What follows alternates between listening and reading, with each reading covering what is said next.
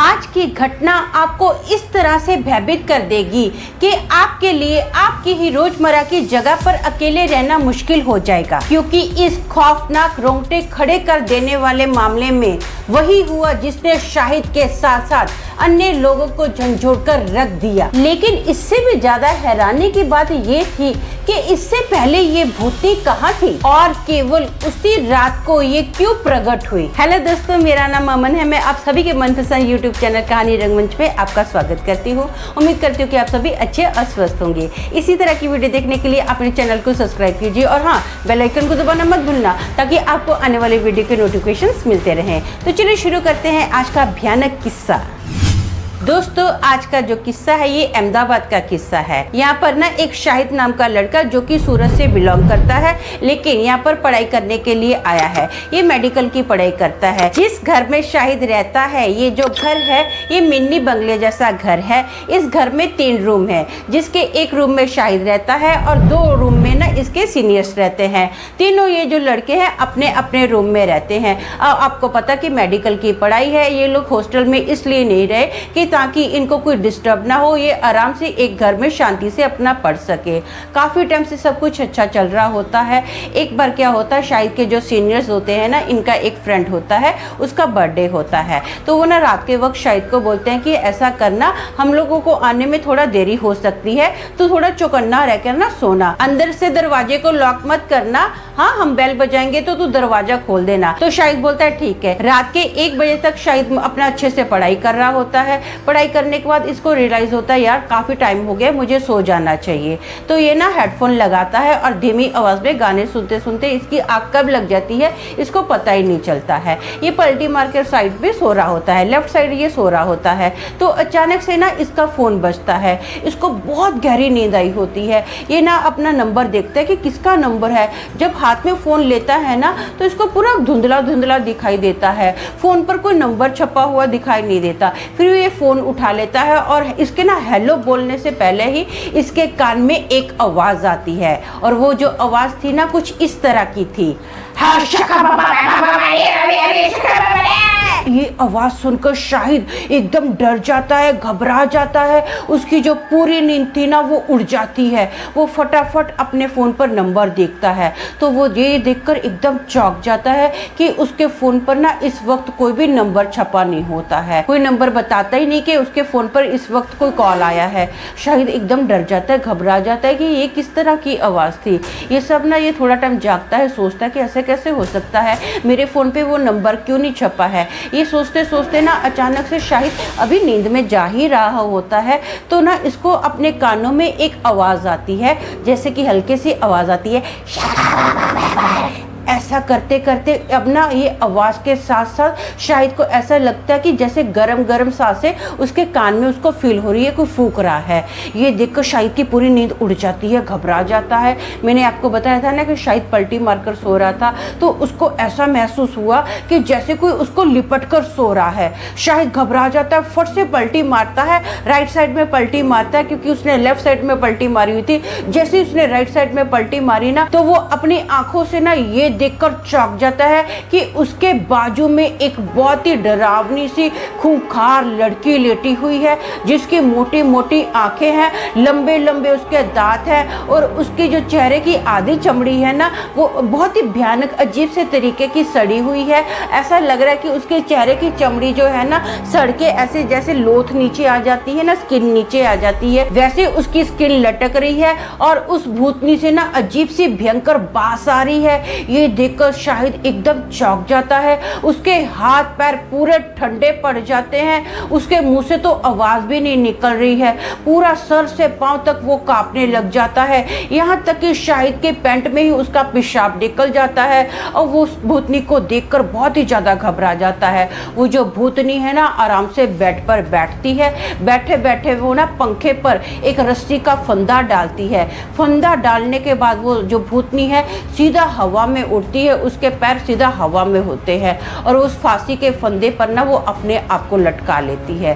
थोड़ा टाइम तो ऐसा लगता है कि वो जो भूतनी है ऐसे मरने जैसी एक्टिंग करती है। उसकी पूरी गर्दन ऐसे टेढ़ी होती है, आंखें बंद होती है और उसके जो जुबान है ना बाहर हो जाती है। शाहिद को समझ में नहीं आता कि ये क्या हो रहा है, क्या नहीं हो रहा है, मैं क्या करूँ, मैं किसकी मदद लूँ, मैं तो घर पर अकेला हूँ। बहुत ज़्यादा टेंशन में होता है, घबराया हुआ होता है। अब वो जो भूतनी है ना अचानक से अपनी टेढ़ी मुंडी ना एकदम ऐसे नॉर्मल सीधी कर लेती है और जोर जोर से हंसना स्टार्ट कर देती है।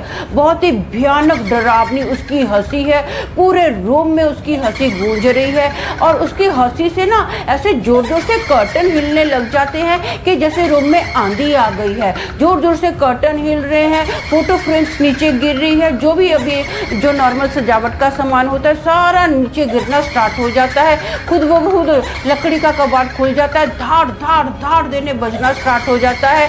जो लाइट है ना अचानक से कभी ब्लिंक करती है, ऑन होती है, कभी ऑफ होती है, ऑन होती है, ऑफ हो जाती है। ये देखकर शायद बहुत ज़्यादा घबरा जाता है। उसके हाथ पैर ऐसे पूरे काँप रहे होते हैं, थर थर थर काँप रहे होता है।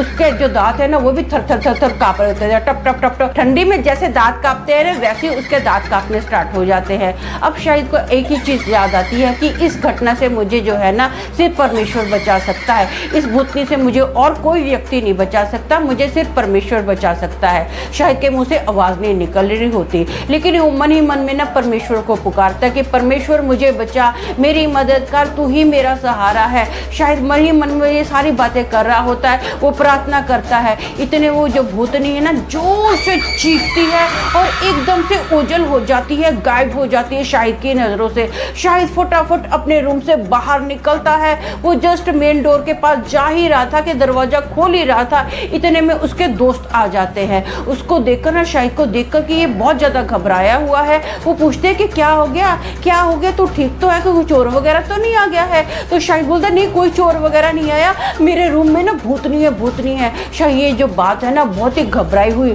डरी हुई आवाज़ में बोल रहा होता है। उसकी जो आवाज़ है ना थर थर थर काँप रही होती है। तो उसके दोस्त उसको पानी पिलाते हैं और बोलते कि क्या बात है, हमको साफ साफ बता, थोड़ा शांति से बता, हम लोग तेरे साथ है, तो बोलना क्या चाहता है। तो शाहिद बताता है कि मेरे रूम में ना एक लड़की थी जिसके बाल जो थे ना यहाँ पर कंधे तक थे, छोटे बाल थे, उसके बड़ी बड़ी मोटी मोटी आंखें थी और उसने ग्रीन कलर का शर्ट पहना हुआ था और ब्लू कलर का टॉप पहना हुआ था।